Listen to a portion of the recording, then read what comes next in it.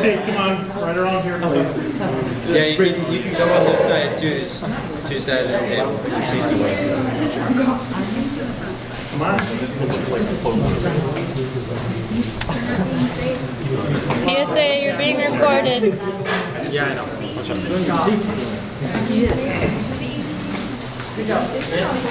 Oh my God. It's part of that.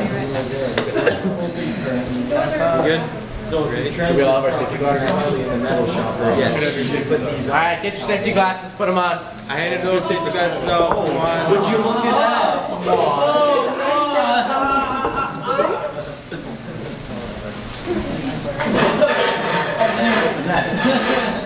That's a double Where? The more grabbing and digging into my neck. Why do we need to dig into that? Because it's procedure, it's protocol. That we Remember, the rules are different this year. The shop teachers, they want us to wear our glasses in all of the rooms, not just the wood shop and the metal shop. And also, we cannot be eating in any of these shops. If we're going to eat or if we're going to drink, we have to do it out in the commons this year. They have issues in here, and they'll continue, if we follow the rules, they'll continue to allow us to use the shop. So we have to follow the rules, and that's just as well because in industry, like where I work at 3M, you can't have food in the labs because there's a possibility of contamination with particles, chemicals, anything like that. So we might as well follow what you'll see in industry. Anyway, is everyone here familiar with Jackson, the safety captain? Okay. Yeah. So now I told Jackson that Jackson knows a lot. Jackson is a fire explorer and a certified first responder. He knows a lot of things, but it's not what he knows, I've told him, it's what he can teach all of you. Because one of the things we learned is from one of our UL judges, one of his questions was, do you feel comfortable with the least trained person on your team treating you? So, we want to train everyone. Without further ado. Yes. All right. So, as you said, my name is Jackson. I'm the safety captain here. I'm a certified emergency medical responder. I'm going into the military as 68 Whiskey, which is a field medic. So without further ado, I'm going to start showing you guys around the E-Pack. We have this, we always bring this with us to competitions anytime we travel, and we normally store this in the safety cabinet. So if you guys ever need medical treatment or anything, look for this bag. I myself will know where it is, the mentors should know where it is. We keep it close by the pits and that sort of area. So inside of the E-Pack, we have a first aid kit. If you get minor injuries like small cuts and scrapes and stuff, this is your first place to go to. We keep these, we have more than a couple of these in the safety cabinet, and we keep one of these in here in the E-Pack. So what's inside of this first aid kit? We have a cold pack. You just break open this, you kind of squish it around a little bit, it'll turn cold. If you get a bruise or something, you use one of these. Feel free to use it. Like if you get a black and blue mark, go ahead and use this. It'll help keep inflammation down. We also have some gauze pads and stuff. That's if you get a larger cut or an abrasion, use one of these and a little bit of tape. We have some medical tape right here. You fix this to yourself until you can get more advanced bandages on yourself. We of course have the standard band-aids. We have a small amount of them here. Whenever we go to competitions, we have a lot of them. Like we have large amounts of them because we hand them out in our safety packs. We also have butterfly bandages. So if you get a laceration, which is a cut anywhere, these will keep them closed. So you use a couple of these to go across the laceration. You keep it closed, and then you wrap it up with one of these gauze pads. We have hearing protection. So if you're in a loud area, come grab up a pair of these. We have a ton of these, so anytime you think it's too loud, come grab some of these. We have plenty of them, so feel free to use them. We have a good amount of antiseptic towelettes, so if you get any cuts, lacerations, or anything, use these to disinfect the area. These are good to use. You want to avoid infection always, because even if you get cut or an abrasion or something and you're fine, you cover it up and everything, a few days later that same abrasion or laceration might get infected, and then you have to battle that for the next several days to several weeks. That's not good. That'll leave a worse mark than the initial injury. So we also have some antibiotic ointments. Use some of this stuff. We have a lot of it. So if you use some of this stuff, we can easily replace it. So feel free to use any of this medical equipment that you need. We can always replace it. It's here for you. It's here for you to use. So we have more gauze pads or anything. If you're bleeding, this stuff will cover it up. You put some tape around it. That'll stop the bleeding. That'll keep it compressed so your blood can clot. Right, we have some larger ones for larger injuries. We have plenty of this stuff, so feel free to use it. We have a large ABD pad.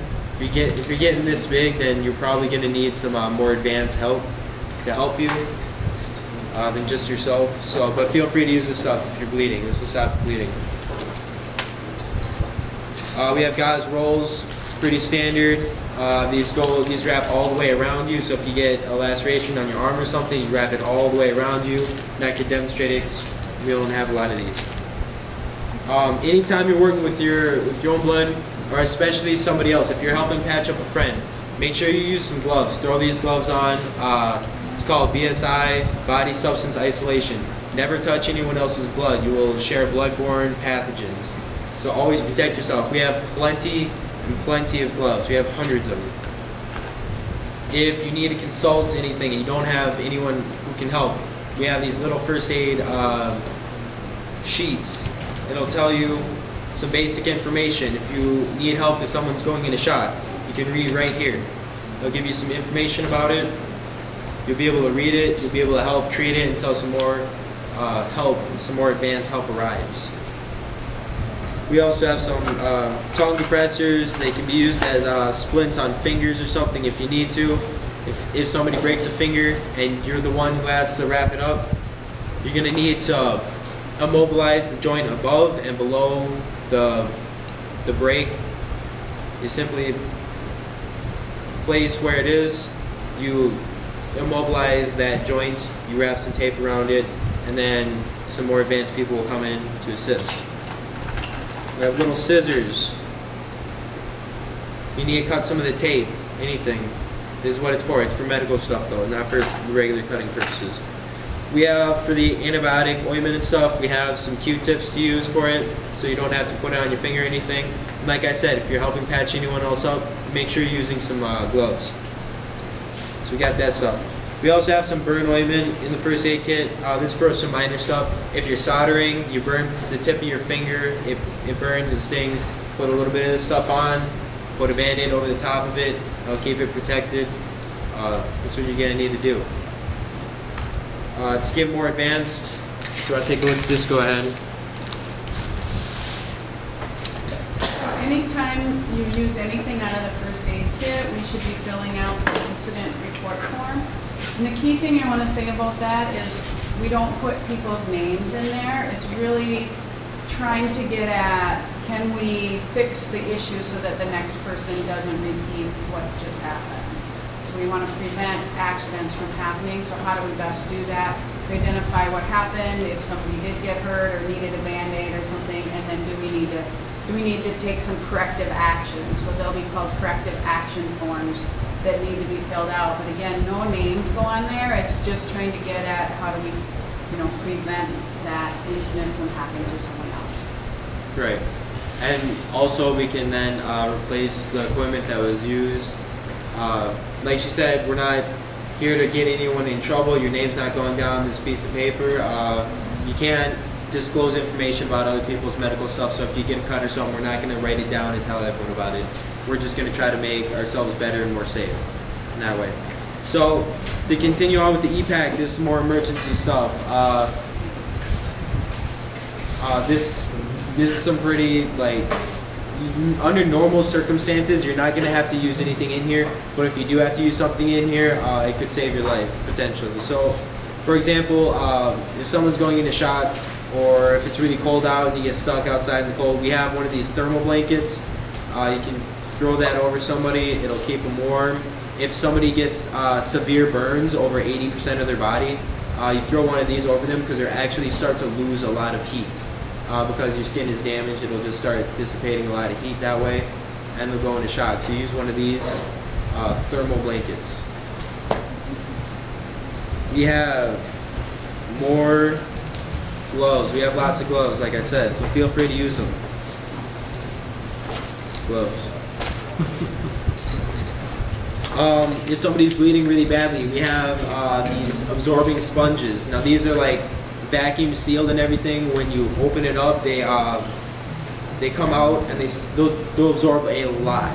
So if somebody's bleeding very, very bad, and this isn't just like your normal like, oh, I'm bleeding, I need a Band-Aid. Like this is some pretty major stuff. If somebody's bleeding significantly, you open one of these up, you place it on the wound, you keep pressure on the wound. Always keep pressure on the wound, get it sealed up, and call for some more advanced help as you need immediately. Call 911. If you're using these, you're going to need to call the paramedics or the EMTs. If someone goes into cardiac arrest or if they're having trouble breathing, we have what's called a pocket respirator. That's right in here. It's very simple to use. You open it up. It comes with some gloves. Remember, BSI. And this just pops right open. You place it right over the person. It'll create an airtight seal around them. And then you can use this right here. This is a one-way valve. Things will only go this way. Nothing is going to go this way. So you don't have to worry about contamination coming back into your body if you're trying to help somebody else breathe. So you just help them breathe right through here. This, you should have someone who's trained using this, but if you do need to use it, you'll know how to use it. It's pretty basic.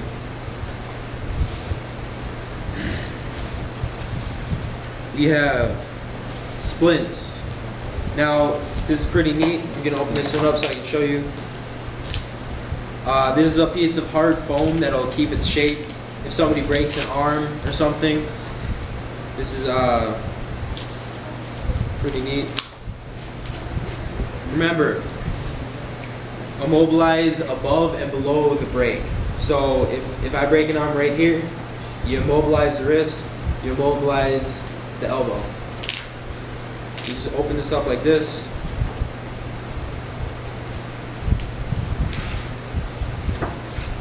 And then you put a little bit of a V in it, because by itself, it's not going to hold its form until you start bending it. That's where it gets its strength from. So you go like this. Now this is way longer than I need it, and I need it to be a little bit stronger so it'll hold its shape. So you fold it in half.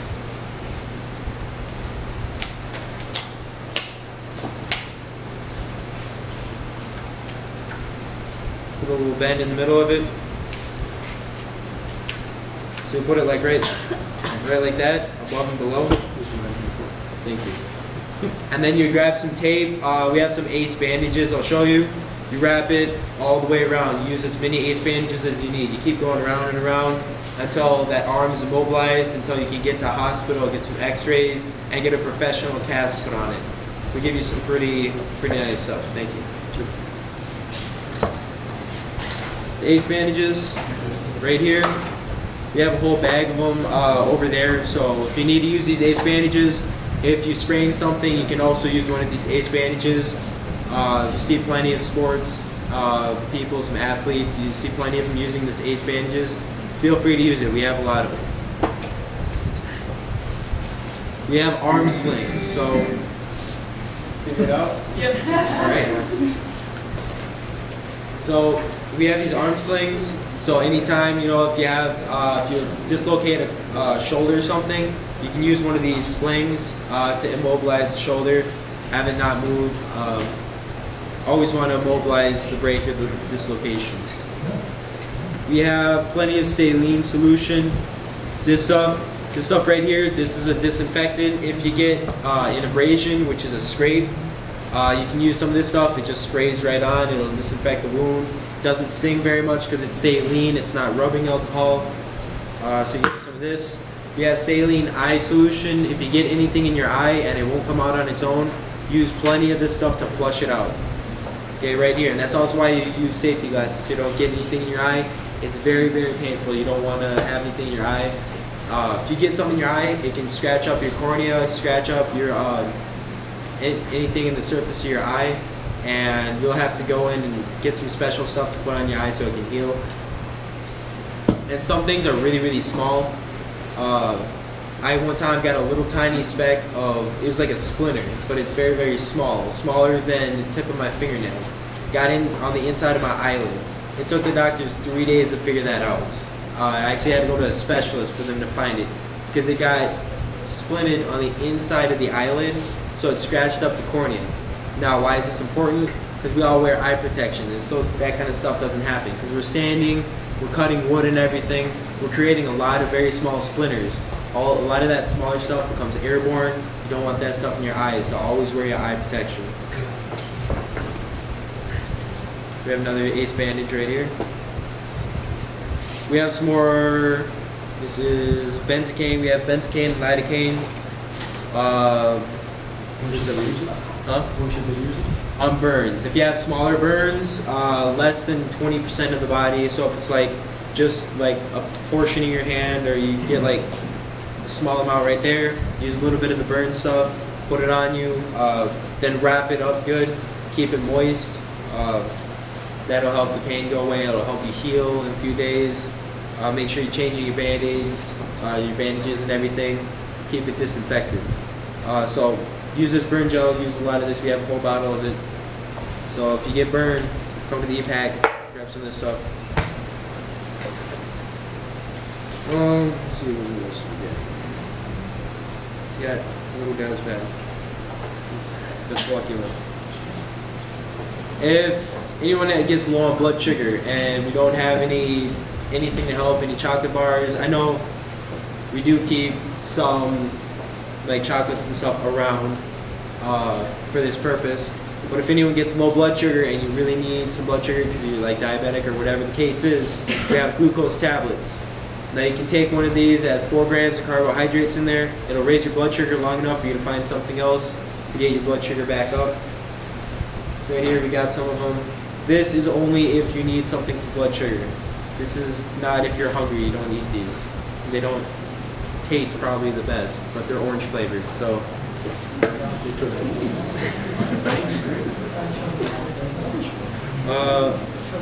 Yes, we got a thermometer. If you think you have a fever and you're trying to call in sick, we're gonna come test you. Say again, do you really have a fever? There we go. You don't have to worry because we have plenty wraps for this. It goes on the end, so we're not actually like cross-contaminating things. So we're gonna come, you get your temperature taken on the inside of your mouth. So that's that. I'm sure people have used that one before. We have plenty of guys in there. Triple antibiotic ointment. They're found in the pockets in these things. This EPAC right here. So make sure I don't forget anything. Yes, I feel taping. There's tape in here too. We have scissors. So if you need to cut any of the bandages, we have medical scissors right here. This is only for medical purposes if you need to cut a bandage or something. So if you're trying to cut like some plastic or something for a project, find another pair of scissors. This is not what these are for. So just like these ones right here, they're the same. And we have a small suture. So if you need to hold a bandage in place, this is like a little pair of clamps. It's just like a scissors. So it'll clamp on the end. You pinch it down and it'll start locking in place. So that's what you use these for. And that concludes about everything we have in the EPAC at this time. So when we travel to regional competitions, this EPAC will be in the pit? You will be in the pit or with somebody. Okay. And it's available for anyone on our team or anyone in the venue. If there's someone nearby, you know, not all of the teams have these kinds of resources right in their pit. So if there's some sort of medical emergency, that there's another team or, another person that's not on our team that needs assistance, we certainly can help out. At the competitions, there's also usually a paramedic on staff at pit admin. They're usually right near pit admin, so we'll want to use them as well if there's a serious situation. If there's a medical emergency or any kind of emergency, do what you can to help. If somebody's bleeding a lot, grab something to help stop the blood flow or whatever. Try to put on one of the gloves if you have time, so you don't get cross-contamination with the blood. Otherwise, do what you can to help, but call some advanced help right away. Call the paramedics right away. Call the EMTs right away. Call myself over right away. We'll get things figured out as soon as possible, but do what you can to help, because that person may be relying on you. If you see something happening, someone having a heart attack, if you're trained in CPR, go do something about it. Don't just sit there and watch and see what happens, because that person, they might not make it. And that's one of the things about medical emergencies. They don't happen very, very often.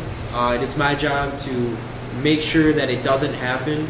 I do everything I can to keep you guys safe and everything, but in the rare event that it does happen, we want to have the training. We want to have somebody there that can help you out. So in the rare event that somebody does break a bone or something like that, we want to have the training. We want to have somebody there to help you out.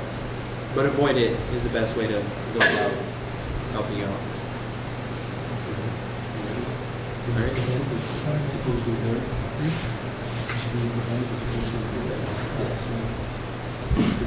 All right, I probably better introduce myself. I think. My name is Mr. Ward, and I've been a mentor with this team for 4, maybe more years. I kind of lost track. I haven't been as active lately because of my job. But one of the things that I've done with my life is I've gotten involved in what's called outdoor emergency care. And that's a 60-hour course, just classroom, plus about that many more hours of active practicing. I've been practicing it for 36 years and been teaching it for about 33. And I can honestly tell you that in those years of experience, am I still on the camera? I don't want that it's easier for me to tell you which bones I haven't seen broken in a human body than the ones that were not, okay? So by actively being involved, you can get the experience. I'm not trying to scare you, but I'm trying to tell you that you can make a difference if you get comfortable with this. I am impressed with what you have in here.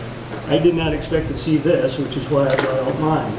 But I have used this to cut clothes away from an injury so I can expose it and see what the issue is. What I recommend for you guys is get familiar with how to approach the scenario, an incident. Because when you walk into something, you don't know what you're going to have. You don't know what the conditions are around you. So there's something that we train called Scene Safe. Right after that comes BSI. What does BSI stand for? Don't say it. Someone? I like audience participation. I'm going to pick on you. So what does BSI stand for? Aha! Give another try. How about you? Go for it. Anybody? Body substance isolation. The easiest thing to do, put on the gloves. Get your safety glasses on. Protect yourself as well as your patient. Part of the reason for this is not only to keep the patient's substances, be it blood, be it fluid from the ears or eyes, is to protect, if you have some open sores, protecting your patient from something you may have that they are allergic to. So this is a two-way deal. So you want to keep that. Scene Safe goes back to you walk into a situation and you see something and you want to go help that person that's lying on the floor, right? I hope you do. But you got to make sure that you don't become the second patient. And tonight I'm hoping that we'll get an opportunity to show you some of those circumstances where you have to think a little bit when you walk into a circumstance. Don't think that you will never see an incident in a competition, because I can tell you from experience, we had one student who went down, passed out at U of M regional competition. on this team. It can happen in your team, it can happen in your leader's team. Be ready to go when the opportunity presents itself. With that happy note, I think you're ready with the PPE or not, John? Just about. Just want to transfer to a different laptop because we're having conflict. Ah, yes, computers, wonderful tools. But Jackson, are you finished? That's what I wanted to cover. Does anybody have any questions about anything that's in here? We have extra supplies in the safety captain, of course. And if you need to use something in there, we take this with us. That's what it's for. All right, why don't everybody take a break here? In a few minutes, we're going to have a presentation.